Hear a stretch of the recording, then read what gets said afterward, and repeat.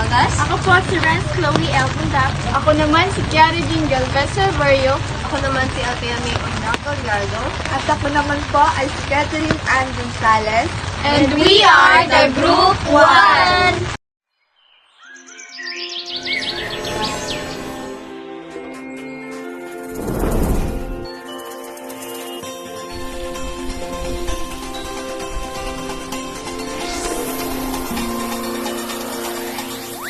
Isang magandang buhay! Ngayon ay mamimili tayo ng Ingredients! alas na!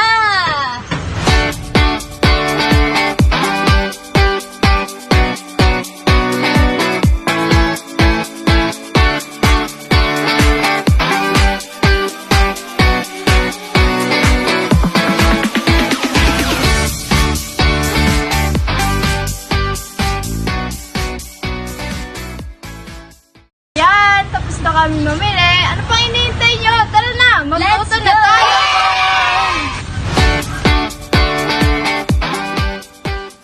So ngayon, magsisimula na tayo magluto. Ang ating first ingredients ay malagkit. So, syempre, kapag may merong malagkit, merong gata. So, syempre, paano tumamis ang ating lutuin kung walang asukal? Masasarap yan kung merong sarap. Tapos lagyan natin ng dahon ng kalamansi para bumaba.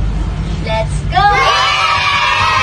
Dito nga pala ay naghanda na kami ng kaldero na pagsasainan namin ng malagkit.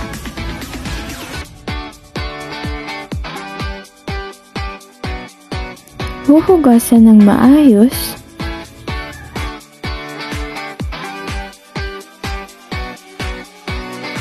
Magsisindi ng apoy at isiset ito sa low heat. Isasalang ang malagkit at aantayin itong kumulo at maluto. Sa pagluluto nga pala ng malagkit, ay parang nagluluto lang din tayo ng bigas. Kaya kailangan naluto na siya bago natin tanggalin sa apoy. At ayan, luto na ang ating malagkit. Sa ating next step ay gagamit tayo ng kawali. Isa lang ito at antayin natin uminit. At kapag ito'y mainit na ay atin nang ilagay ang ating gata. Haluin ito at antayin kumulo.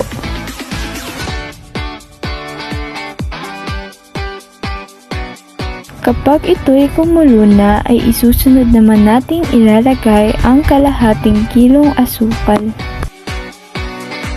Haluin ito at antayin matunaw ang asukal. Antayin mag-golden brown at lumapot.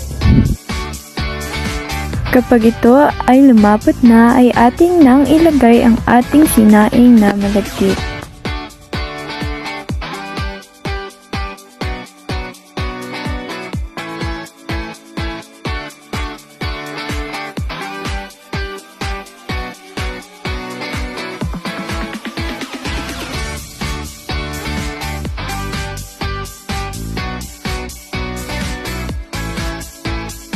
Haluin natin hanggang sa ma-absorb ng malagkit ang gata na may asukal. At ayan, luto na ang ating biko! Atin na ngang isalin ito. At para masarap, ay nalagyan namin ito ng kondensara. Wow! Sarap! And guys, ito na yung finished product namin. So, this time, let's taste it. Taste test! Alam niyo ba na ang biko ay isang traditional Filipino sweet rice cake o mas kilala at tinatawag ng mga Filipino as kakanin. Ang texture niya is very sticky, chewy, at ang kanyang flavor naman is sweet and meron siya caramel flavor because of the brown sugar and coconut milk. Chloe, tikman mo nga.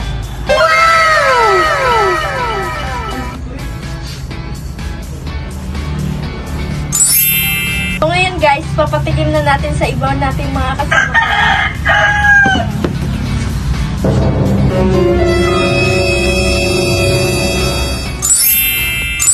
Sarap.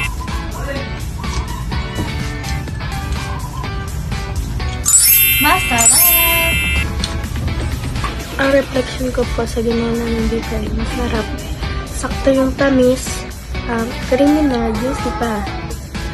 So, ang aking na-realize habang kami ay nagluluto ng biko, na importanteng malaman ang lasa, timpla at consistency ng biko. At habang kami ay nagluluto ay lubos akong natuwa dahil ang bawat isa ay may kanya-kanyang kaalaman sa pagluluto ng biko at ang kinalabasan nito ay sakto, masarap at nakakabusog. Ang paggawa ng biko ang nagturo sa akin ng pasensya at siga. Hindi madali dahil kailangan pagtayan ang kalurin ng tuloy-tuloy para hindi masunog at para maging tama ang lambot. Habang ginagawa namin ito, natutunan ko ang kahalagahan ng pagtutulungan, lalo na kung may tumutulong sa paghanda ng mga sangkap. At sa huli, naging masarap ang biko dahil sa sipag at tamang proseso. Mabuhay! At yun na nga, natapos na kami sa aming nilutong biko. Thank you for watching!